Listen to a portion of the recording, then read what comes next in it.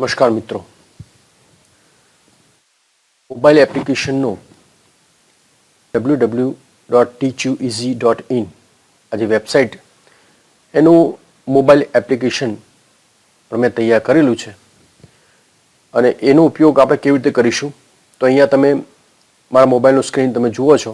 સ્ક્રીનની અંદર તમે જુઓ છો કે નીચેની બાજુમાં તમને એક આઇકન જોવા મળશે. આ આઇકન છે એ મેં મારી મોબાઈલ એપ્લિકેશન માટે ફિક્સ કરેલું છે. આના ઉપર આપણે ટેપ કરીશું.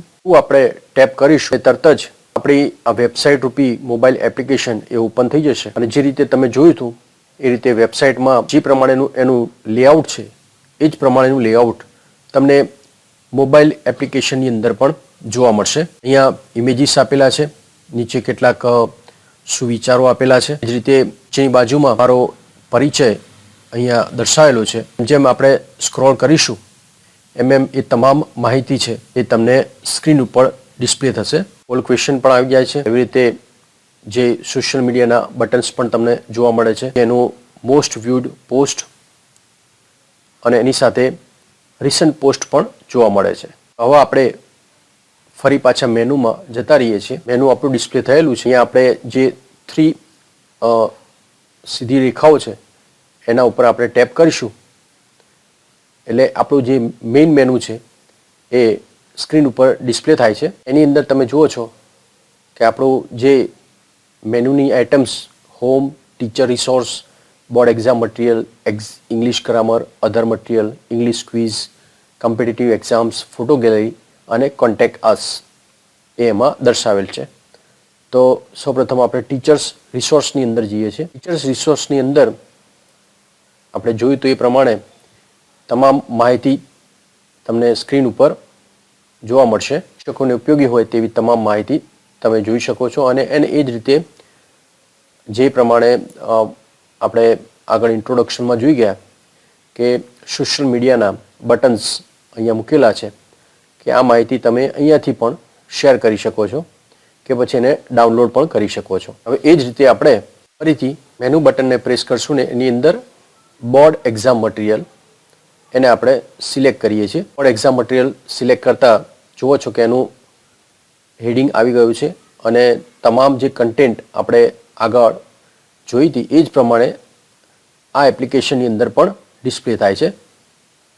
બટન્સ આવી જાય છે અને સાથે સાથે જે કંઈ પણ કન્ટેન્ટ મેં અપલોડ કરેલી છે એ જોવા મળે છે. હવે ધારો કે આપણે આ સેકન્ડ પિરિયોડિકલ ટેસ્ટ એને જો વોટ્સઅપ કરવી હોય તો આપણે વોટ્સઅપની બટનની અંદર આપણે પ્રેસ કરીએ છીએ અને એને પ્રેસ કરતાં જ ડાયરેક્ટ સીધું વોટ્સઅપનું જે મેનુ છે ઓપન થઈ જાય છે. ફરીથી પાછા આપણે મેનુમાં આવી જઈશું. એની અંદર હવે આપણે ઇંગ્લિશ ગ્રામર એને આપણે સિલેક્ટ કરીએ છીએ. ઇંગ્લિશ ગ્રામરને સિલેક્ટ કરતાં આ મેનુમાં રહેલી જે તમામ કન્ટેન્ટ છે એ આપણી સ્ક્રીન ઉપર દેખાશે.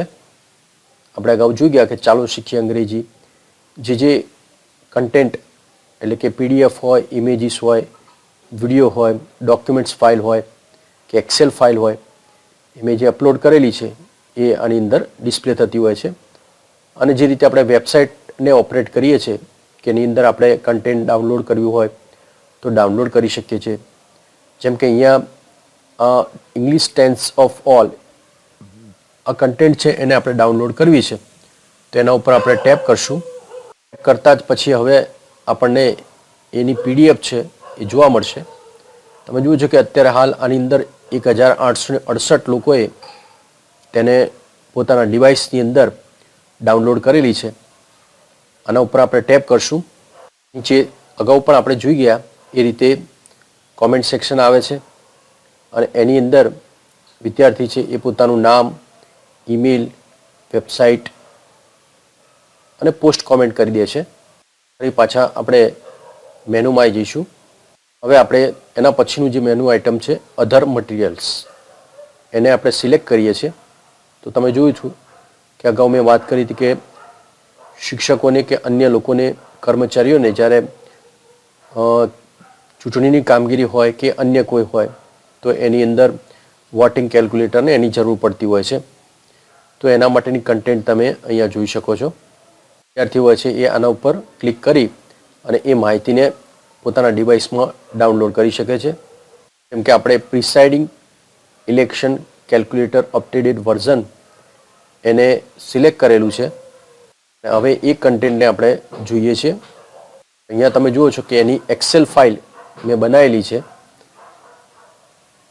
અને એક્સેલ ફાઇલને આપણે ડાઉનલોડ કરીએ છીએ. કેલ્ક્યુલેટરને અગાઉ 4094 લોકોએ પોતાના ડિવાઇસમાં ડાઉનલોડ કરેલું છે. તેથી પાછા આપણે મેનુમાં જઈએ છીએ. મેનુમાં જઈ એના પછીનું જે મેનુ આઇટમ આવે છે અને મેનુ આઇટમ છે ઇંગ્લિશ ક્વિઝ, તો એને આપણે સિલેક્ટ કરીએ છીએ. એ જ રીતે ઇંગ્લિશ ક્વિઝમાં જે આપણે કન્ટેન્ટ અહીંયા અપલોડ કરેલી છે તો વિદ્યાર્થી એને સર્ચ કરે છે અને જે ક્વિઝમાં તેને ભાગ લેવો હોય તો તેમાં તે ભાગ લઈ શકે છે. જેમ કે અત્યારે હાલ આપણે ઇન્ડિકેટિંગ કોન્ટ્રાસ્ટ ક્વિઝ છે એને આપણે પ્લે કરવી છે. જુઓ છો કે ક્વિઝ છે એ ઓપન થઈ જાય છે અને જે રીતે આપણે અગાઉ વિડીયોમાં જોયું હતું કે કેવી રીતે એને ક્વિઝમાં ભાગ લેવાનો હોય છે તે રીતે અહીંયા માહિતી ભરવાની હોય છે. ઈમેલ હોય તો ઈમેલ લખવાનો છે. ત્યારબાદ પછી નામ વિભાગ હોય એમાં નામ લખવાનું હોય છે. એના પછી શાળાનું નામ અને ત્યારબાદ જિલ્લો અને તાલુકો અને એ પ્રમાણે આગળ એની માહિતી ડિસ્પ્લે થાય છે. એ પાછા આપણે મેનુમાં જતા રહીશું. એના પછીનું મેનુ આઇટમ આવે છે કમ્પિટિટિવ એક્ઝામ, તો એને આપણે સિલેક્ટ કરીએ છીએ.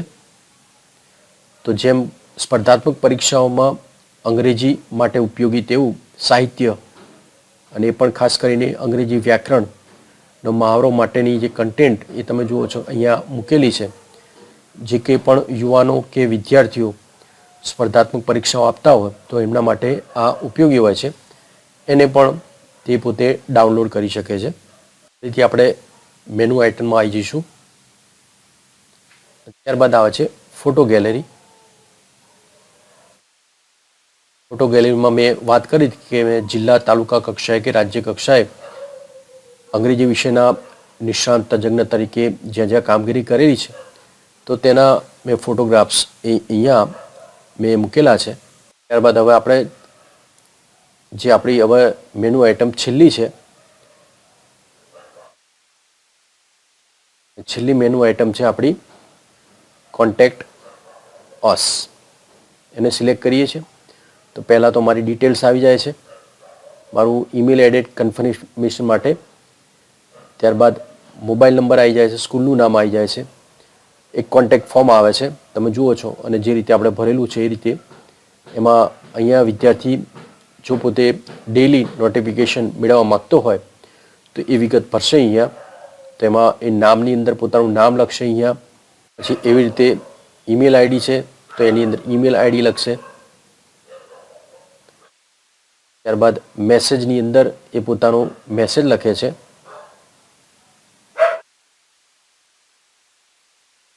અને એના પછી એક સિક્યુરિટી ક્વેશ્ચન આવે છે. એ સિક્યુરિટી ક્વેશ્ચનની અંદર તેને જે કંઈ પણ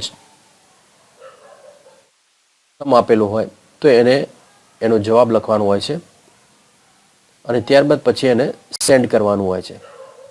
સેન્ડ કરતા ઉપર પછી મેસેજ આવી જાય છે. તો મિત્રો આ રીતે આ મોબાઈલ એપ્લિકેશન મેં તૈયાર કરેલી છે અને એ મોબાઈલ એપ્લિકેશન